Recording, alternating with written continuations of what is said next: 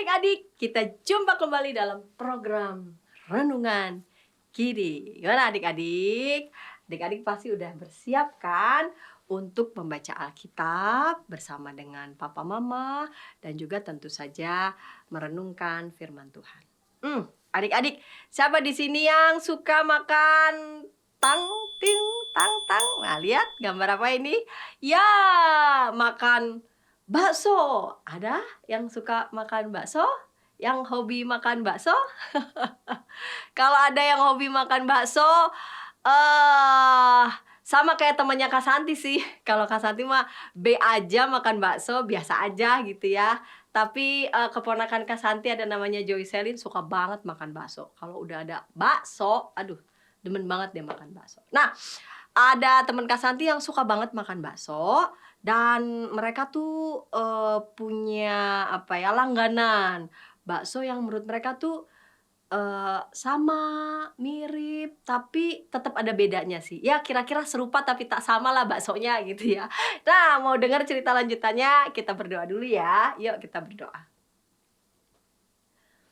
Bapa di surga, kami mau membaca Alkitab, merenungkan firman-Mu. Adik-adik semuanya sudah bersiap bersama dengan Papa dan Mama untuk mendengarkan firman Tuhan. Bimbinglah kami Bapa. Amin. Nah, ada namanya Bang Udin, Mang Ujo, sama-sama berjualan bakso ya, sama-sama berjualan bakso di sekitar sekolahnya Kiki. Nah, walaupun Bang Udin dan Mang Ujo ini sama-sama berjualan bakso, tapi dan baksonya Bang Udin dan baksonya Mang Ujo itu terlihat memang mirip. Apa aja miripnya ya? Yang serupa ya, yaitu warnanya, ukurannya, dan ya kalau mau makan kan pasti tanya harga ya. Dan tentu saja yang mirip adalah harganya. Tapi menurut Kiki dan Didi, baksonya Mang Ujo sih kayaknya lebih mantep ya bumbunya. Nah, penilaiannya si Kiki dan Didi. Ya namanya juga selera kan bisa macam-macam ya, adik-adik ya bisa beda-beda. Nah, menurut seleranya Kiki dan Didi sih kayaknya baksonya Mang Ujo bumbunya tuh lebih mantep gitu. Nah, tentang serupa tapi tak sama, saya mau membaca Alkitab nih ya dari Yeremia 28 ayat 13 sampai 15. Ntar ya, Kak Santi ambil Alkitabnya dulu ya. Ciu. Tara. Yuk, Yeremia 28 ayat 13 sampai 15.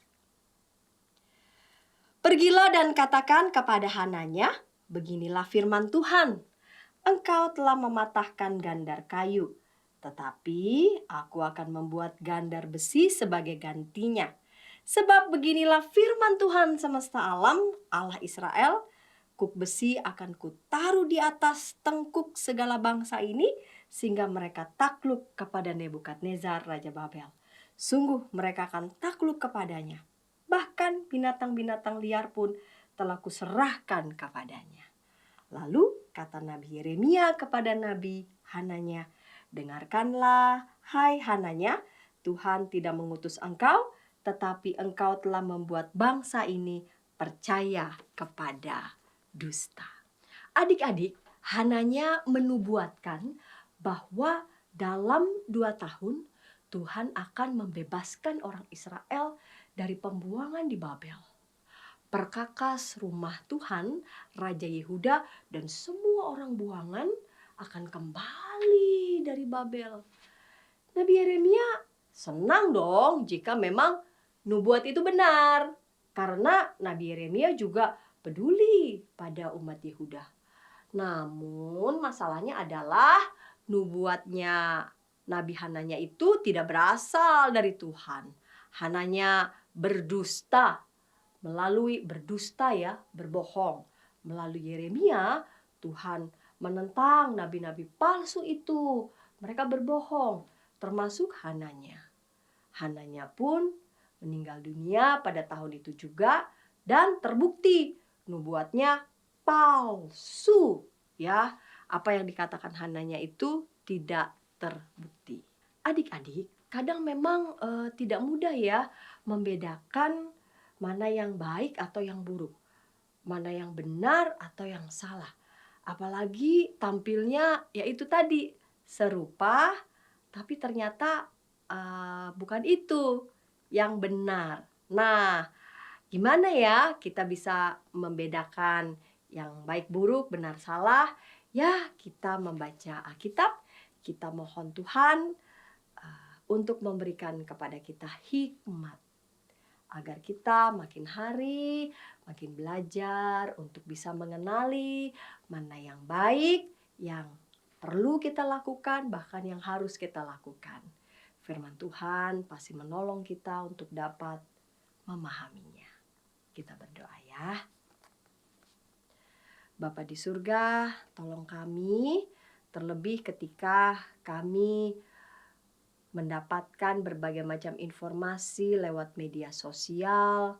Bisa saja ada berbagai macam hal yang tampil enak, bikin kami suka, namun ternyata itu tidak berkenan bagi Tuhan. Tolong kami Tuhan, agar kami makin bertekun membaca firman Tuhan, kami dapat makin mengenali yang berkenan, yang baik, yang harus kami lakukan dan yang tidak kami lakukan. Terima kasih Bapa, dalam Kristus kami berdoa. Amin. Adik-adik, demikian renungan kita hari ini. Jangan lupa subscribe, di-like, dan bagikan pada sahabat-sahabat yang lain ya. Sahabat yang baik.